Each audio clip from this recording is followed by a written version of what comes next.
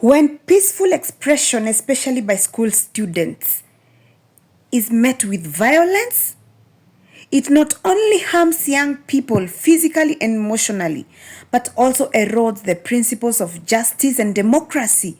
Addressing this requires both immediate and long-term strategies. The strength of a nation lies not in silencing its youth, but in listening to them. When you tear gas students for speaking truth through art, you don't stop the truth. You just make the silence louder. Let the youth speak. Do not let them suffer. There needs to be immediate de-escalation. There needs to be a public condemnation after what is happening with the Butere Girls students. It is chaotic, it is terrible. Civil society, teachers' unions, human rights groups, religious leaders should publicly condemn the use of tear gas and violence on students. Medical and physical support should be there. Ensure students affected receive immediate medical attention and counseling from trauma. Did you see how they were crying for help like little children? They were so traumatized. They was just saying they were suffering in the hands of the people that should be taking care of them, in hands of people that should be protecting them.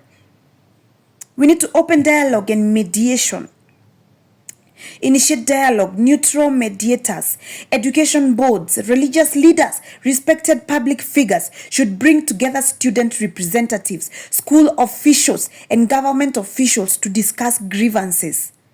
Involve student voices. Allow student leaders or drama club representatives to speak and explain the intention behind their performance. Often, art is a reflection of society, not rebellion.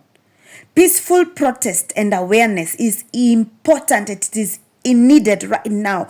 Organize peaceful demonstrations. Students, parents, and teachers should organize peaceful marches or sit-ins calling for the right to free expression in schools. Online campaigns, start a hashtag. We need to have one. I think there is one already that is running because of this Butere Girls scenario. We need a hashtag movement on online petition to gather national and international attention. Hashtag let students speak. Hashtag art is not a crime.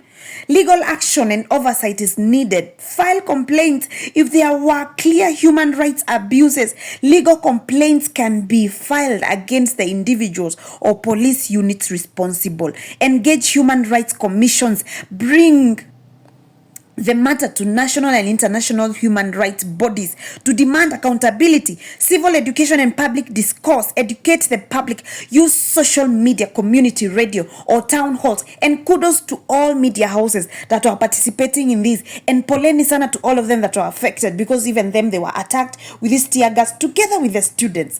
Oh my God, what is happening to our police? Town halls. We need to make meetings and awareness, educate the public about freedom of expression and the role of the arts in our society. Encourage public dialogue. Highlight how drama and storytelling have always been used to reflect social issues.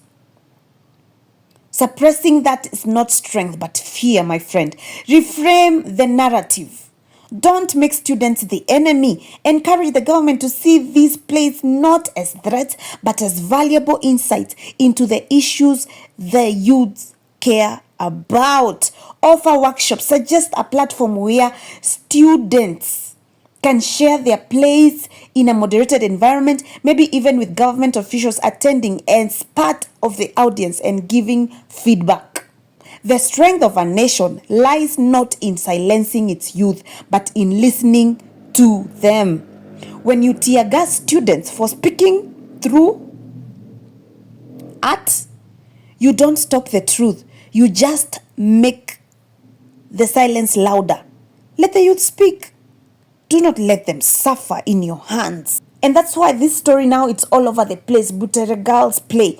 Butere Girls play. It is all over. It is all over. So they thought they were just silencing them, but in real sense, what was happening, they escalated the situation. Now they are even arresting the person who wrote the play. For what reason? We cannot bring down art. We use art to speak out what is happening in the society. If you feel attacked, then work on you. Don't attack the person that is bringing the information to you.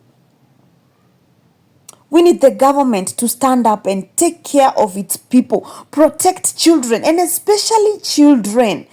How would you, oh my God, how would you throw tear gas to children?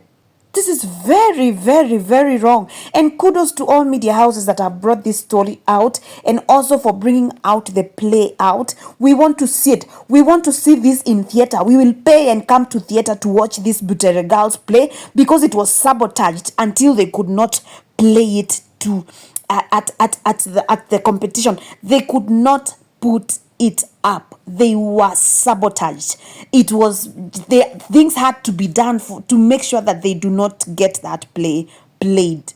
We need them in the theaters. We will pay. We will come and watch them.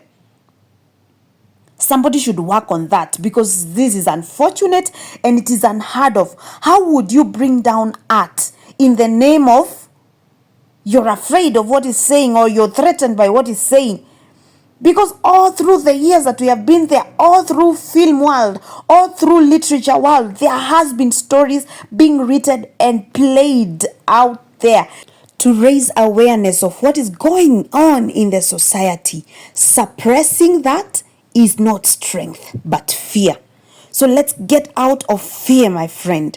Let the youths speak through art. Thank you.